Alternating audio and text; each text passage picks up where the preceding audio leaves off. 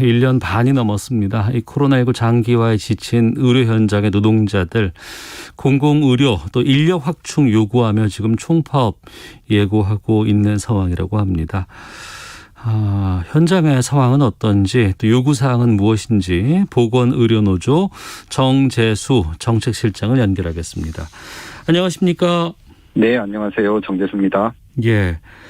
우리 국민들도 이제 코로나 때문에 많이들 이제 피로감 호소하고 계시는데 현장에 있는 보건의료 노동자들은 얼마나 힘드실까 좀 걱정이 되는데 현장 노동자들의 지금 업무 강도가 어느 정도입니까? 현장의 고충은 좀 이루 말할 수 없는 상황인데요. 네. 코로나19가 1년 6개월째 좀 계속되고 있는 가운데 아마 국민들도 많이 힘드시고 지치실 거라고 생각합니다.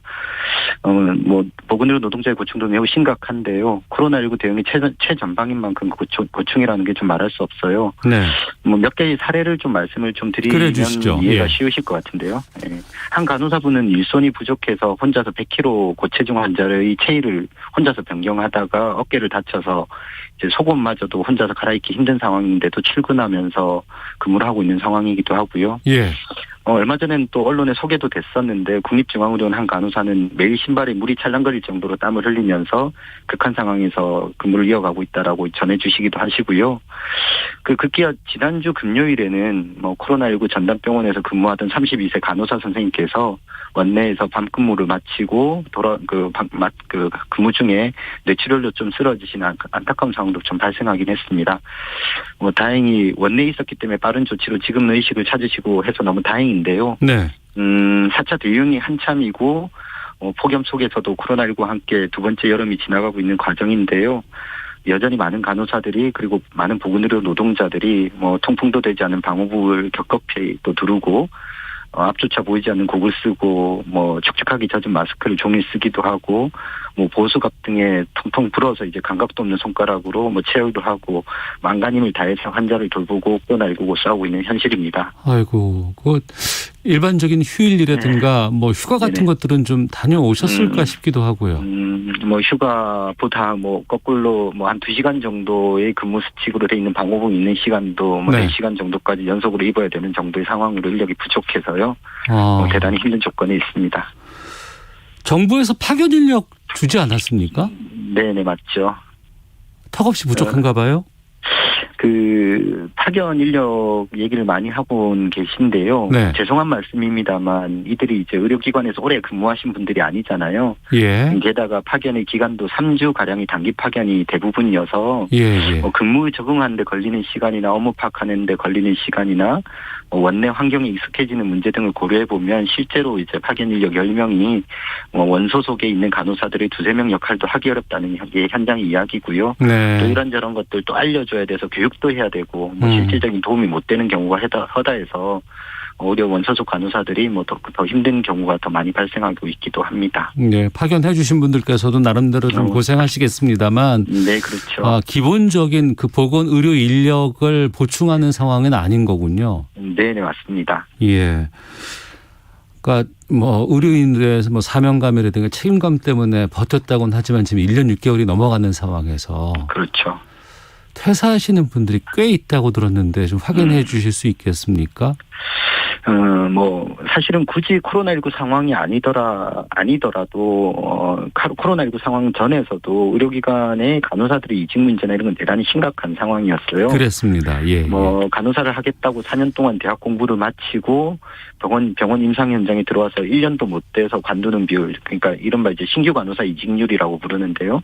이게 2018년 기준으로 42.7%, 그러니까 10명 중에 4명이 관두고 있었던 현실이거든요. 네.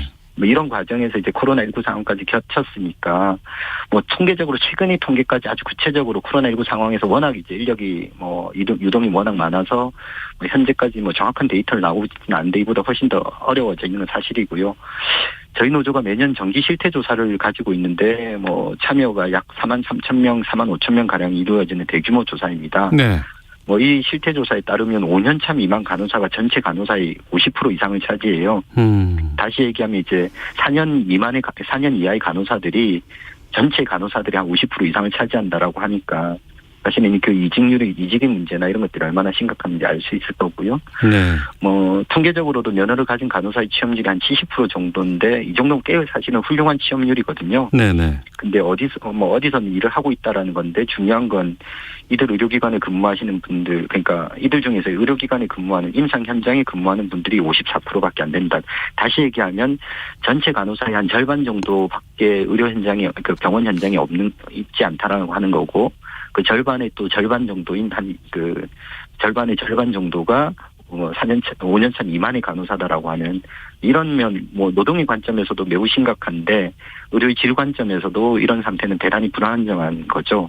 네. 제대로 된 간호 서비스가 좀 이루어지기 힘든 조건이라고 보시면 됩니다. 그 코로나가 발생하기 전부터 이제 의료 인력의 부족 문제는 좀 거론돼 그렇죠. 있었는데 더 심각해진 거죠. 더 심각해지고 지금 장기화되고 있잖아요. 네네. 근데 그동안에 어떤 조치 같은 것들이 좀 근본적인 대책 같은 것들이 충분히 검토됐을 만한 시간적인 사안인데 어떻습니까? 저희도 사실은 그래서 한 10여 년에 걸쳐서 보건의료 인력 문제에 대한 입법에 대해서 여러 차례 이제 정부와 다양한 경로와 통로를 통해서 이야기도 해오고 했지만 사실은 문제를 해결하지 못하고 있는 정부 차원에서 이렇다 할 답을 내지 못하고 있는 상황이고요. 예. 예를 들면 2018년도에 간호사 처우 개선 종합 대책이라는 것도 발표되긴 했지만 대단히 좀 단기적인 대책에 좀 그치기고 2019년도에는 보건의료 인력 지원법이 만들어져서 통과되긴 했지만 사실은 이 법이 시행되고 난 2년이 지난 지금에도 정부 차원에서 이 법에 따르는 실태조사나 인력 종합계획 수립 이런 것들을 전혀 하고 있지 않거든요. 네. 그래서 저희는 사실은 이런 문제들이 보다 구조적인 문제이고 개별 의료기관에서 어떻게 해볼 수 있는 문제들이 아닌 만큼 정부 차원의 정책적이고 구조적인 변화를 만들어나기 위한 정책적인 개입이 대단히 필요한 영역임에도 불구하고 전혀 그러한 적극적인 의지나 적극적인 대책들을 수립하고 있지 않다 이렇게 보고 있습니다. 예. 지금 우리가 공공의료 비중이 다른 나라와 비해 상당히 좀 낮잖아요. 네네, 그렇죠. 상당히 낮죠. 예. 그리고 감염병 같은 경우에는 민간이라든가 공공이라든가 다 같이 함께 지금 대처를 하고 있는 상황에서 네네. 문재인 대통령이 어제 보건소 간호 인력 상황에 대해서 올 상반기 한 1,200여 명 충원을 했고 이번 달에도 2,300여 명 감염병 대응 인력 추가로 채용하고 있다 이렇게 밝히기도 네네. 했었는데 이런 부분들은 어떻게 평가를 하시나요? 보건소 역시도 얼마 전에 과로로 인한 사망이 발생했을 정도로 아마 현별 진료소를 운영하면서 많은 간호 인력들이 대단히 고생하고 악조건 속에서 운영되고 있었던 것으로 알고 있습니다.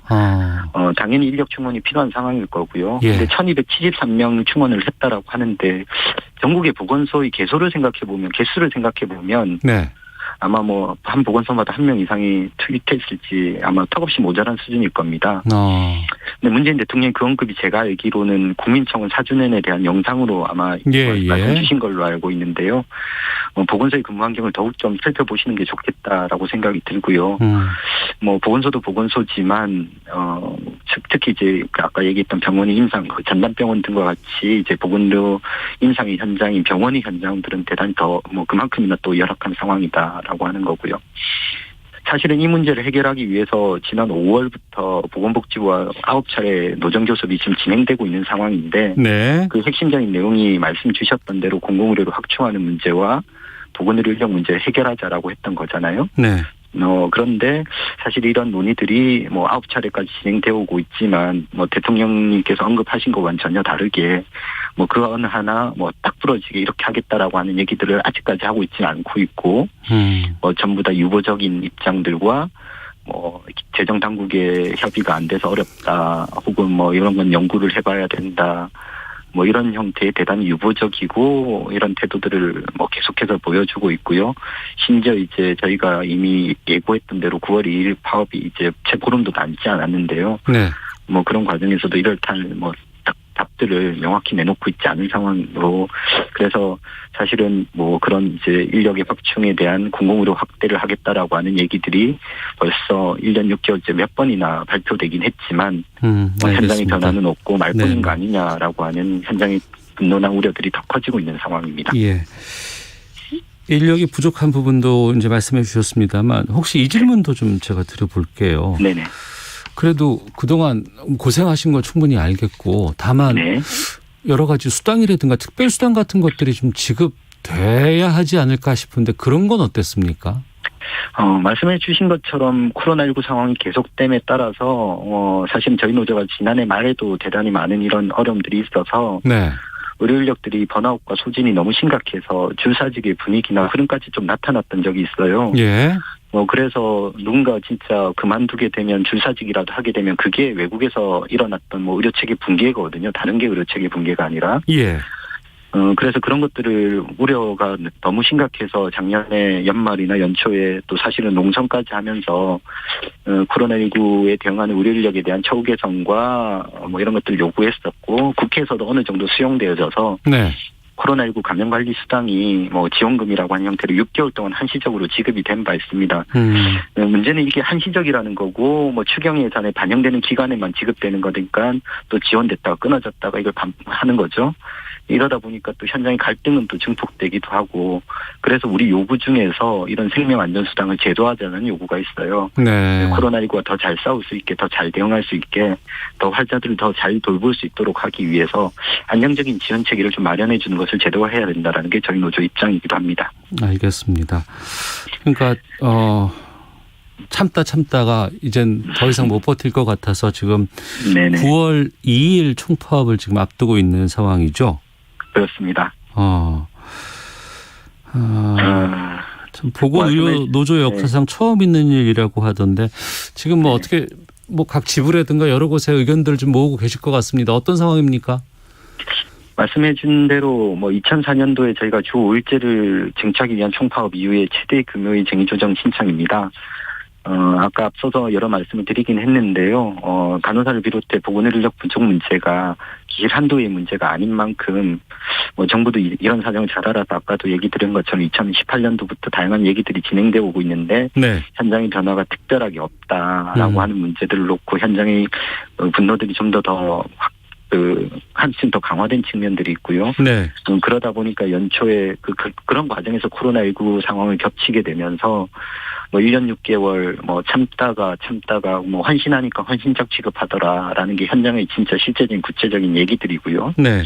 이런 정서가 계속 누적되어 쌓여왔고 그래서 연초부터 우리 노조 의사결정 과정들을 통해서 9월 총파업이라고 하는 것을 배수진으로 해서 정부를 대상으로 해서 경영진을 대상으로 교섭을 진행해 왔었고요. 그런데 확인하고 계시다시피 그 어떤 성과도 없는 조건이고 국민들께는 너무 죄송스럽고 송구한 말씀이지만 네. 지난 17일 날 발표됐던 것처럼 136개 의료기관이 동시 쟁의 조정 신청을 접수했고 이 조정 기간 동안 문제가 해결되지 않는다라고 하면 9월 2일 날 총파업에 이제 돌입하게 되는 거죠. 네. 2803님 6337번 쓰시는 분께서 코로나에 대응하고 있는 모든 분들께 의료진들께 정말 감사드립니다. 8271번님은 임상에 있는 간호사입니다. 학교 친구들 대부분이 간호사 처우가 개선되지 않아서 그만두고 다른 일을 하는 분들이 많습니다. 제발 개선해 주세요. 함께 일하고 싶습니다. 의견도 주셨고요. 4852님은 고생하고 계신 건 당연히 알지만 단체 행동은 환자를 볼모로 한 이익 추구 행동이라고 생각될 수도 있습니다. 대화로 풀어가야 합니다라는 의견 주셨고 김기선님께서 질문을 주셨는데 처우 개선이나 인력 배치는 병원에서 먼저 조치를 취하는 거 아닙니까? 월급은 병원에서 주는데 국가를 상대로 요구하는 이유가 궁금합니다라는 의견 주셨는데 여기에 대해서 좀 답을 좀 해주셔야 될 것 같아요. 설명을 드리면 되게 복잡한 문제일 수 있는데요. 되게 단순하게 설명드리면 임금이나 처우 개선의 문제는 병원의 몫이긴 합니다. 맞는 말씀이고요. 다만 이제 이런 것들이 다른 이제 시장과 다르게 시장에서 작동되는 원리와 다르게 우리나라는 이제 건강보험 제도를 운영하고 있잖아요. 네. 그래서 행위의 단가가 건강보험 제도를 통해 결정되어지고 병원의 수입이라고 하는 건 결국 이제 건강보험에 매겨져 있는 이제 소위 이제 수가라고 하는 것을 통해서 결정나게 됩니다. 이제 그러면 이제 그럼 이제 그 수가가 적절하냐 문제나 사실 이런 것들이 이제 병원 경영이나 여러 가지 요소들에 미치게 되고요. 노사 간에도 물론 이 문제를 해결하기 위한 다양한 노력들과 논의들을 진행하고 심지어 저희는 사용자들을 상대로 한 파업을 진행하기도 하고 혹은 뭐 교섭을 진행하기도 합니다. 그런데 지금의 상황들은 병원 개별 경영자들이 해결할 수 없는 결국 이제 인력의 수급 문제라든가 인력의 양성의 문제라든가 네네. 인력의 배치 문제들은 보다 정책적이고 구조적인 문제들이 남아 있기 때문에 이런 문제들이 개별 병원에서 뭐 처우를 일부 개선해줘서 뭐 몇 명의 간호사들 더 채용한다거나 하는 문제로 해결될 수 있는 수준들이 아니어서 네네. 이런 것들 전체적으로 뭐 그 인력의 정책을 바꾸는 싸움을 하지 않으면 안 된다라는 게 저희 결론이고 좀 죄송스러운 말씀인데 그러다 보니까 이제 정부를 대상으로 하는 이런 이제 교섭들과 논의들이 진행되고 있고요. 정부 역시도 이 문제를 사실은 잘 알고 있기 때문에 네. 뭐 어떤 식으로든 뭐 인력 문제를 해결해 보겠다라고 하는 얘기들을 하고는 있긴 합니다. 그런데 이제 그 구체적인 방향에 대한 뭐 구체적인 언급들이 현재 없는 조건인 거죠. 네. 네네.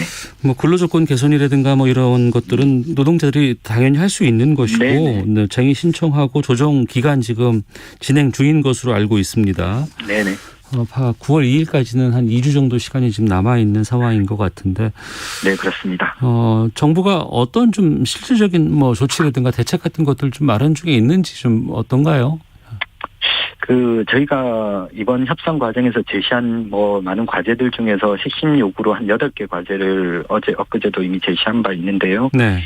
이들 중에 3가지는 감염병 대응과 공공의료 강화에 대한 요구입니다. 예를 들면 코로나19에 대응하는 의료력의 기준을 마련하고 이걸 통해서 이제 병상과 환자 배분 등의 정책을 활용할 수 있어야 된다는 것과 10%도 안 되는 공공병원이 80%의 코로나19 환자를 치유하고 있는 조건이잖아요. 예. 그래서 공공병원을 더 확충하자는 내용 등이 그런 것들입니다. 그리고 그와 뭐 보건의료 인력과 관련돼서는 한 5가지 큰 과제들을 내고 있는데 제시하고 있는데 요구들을요. 아까 말씀드린 대로 10수년째 만성적인 문제로 되고 있는 보건의료력 문제를 해결하기 위해서 각 직종 간의 적정 인력 기준들을 제도화하자라고 하는 것과 간호사 1인당 볼 수 있는 환자 수를 법제화하고 간호사 배치 기준을 강화하자라고 하는 것들. 그리고 불규칙하고 예측 불가능한 교대 근무 제도를 개선하기 위해서 인력 확충과 이를 전제로 한 시범 사업들을 정부에서 추진하자라고 하는 것과 가뜩이나 인력도 부족한데 의사 업무를 대신하고 있는 이런 문제들이 최근에도 많이 쟁점이 됐습니다만 무면허 불법 의료 행위까지 이어지고 있는 만큼 네. 직종 간의 업무 범위를 명확히 하기 위한 제도화를 단행하는 것과 함께 부족한 인사 인력을 증원하자는 것들이 그런 내용들에 속하는 것들인데요. 근데 이런 하나하나의 과정이 어떻게 협상되는지를 소상하게 좀 말씀드리기엔 시간의 관계도 그렇고요. 예. 그렇긴 한데 전체적으로 보면 어느 것 하나 아까 말씀드렸던 것처럼 이렇게 합시다라고 하는 방향들을 제시하고 있지 않다. 얘기 드린 것처럼 좀 더 고민해보자라고 하거나 혹은 재정이 많이 들어가는 문제이므로 좀 더 생각해봐야 된다. 연구해야 된다. 혹은 재정 당국에 협의를 해봐야 된다. 혹은 겨우 이제 어떤 것들은 이제 시범 사업이라도 해보자라는 정도의 수준에서 예. 대단히 미흡한 수준에서 얘기들이 제시되고 있어서 사실은 정부 협상의 태도들이나 이런 것들에 대해서 근본적으로 좀 문제를 삼고 있었고 그것들이 이제 그런 내용들이 저희가 쟁의조정 신청을 동시에 넣고 총파업을 배수진으로 이 문제를 해결하겠다라고 하는 근본적 배경이 되고 있기도 합니다. 총파업 예고 전과 예고 후에 좀 교섭 상황이 좀 달라지곤 있습니까? 글쎄요, 엊그제 기자회견을 하고 난 다음에 차기 교섭이 다음 주 월요일 날 진행이 될 것으로 예상이 되고 있습니다. 서로 일정들을 그렇게 확인하고 있는 과정인데요. 예. 아마 총파업 예고 이후에 첫 교섭인데 사실은 그 전부터 저희가 일정과 프로그램을 정부가 모르고 있는 것이 아니어서 그렇겠죠. 시간이 많지 않다라고 여러 차례 경고와 종용을 했음에도 불구하고 진전되기 없는 것은 사실인데요. 어쨌든 많은 국민들이 관심을 가져주시고 언론이 관심을 가져주셔서 조금의 전향적인 태도를 기대하고 혹은 또 새로운 좀 진전들이 있지 않을까 혹은 그렇게 그런 기대와 희망을 좀 가지고 저희도 좀 더 노력하는 방법으로 이 문제를 해결해 보자고 적극 교섭에 임할 예정입니다. 알겠습니다. 우리 국민 대부분이 거의 대부분이 아마 의료진들 참 고생하시다는 것은 다들 이해하고 감사하고 있으실 거예요. 하지만 또 의료 공백 이거는 좀 걱정을 하시는 분들이 좀 많이 계실 것 같은데 끝으로 좀 청취자께 하고 싶은 말씀 있으시면 좀 부탁드리겠습니다. 많은 국민들께서 덕분에 캠페인을 통해서 보건의료 노동자들의 어려움과 힘든 상황에 대해서 위로해 주시고 응원해 주신 건 너무나 잘 알고 있습니다.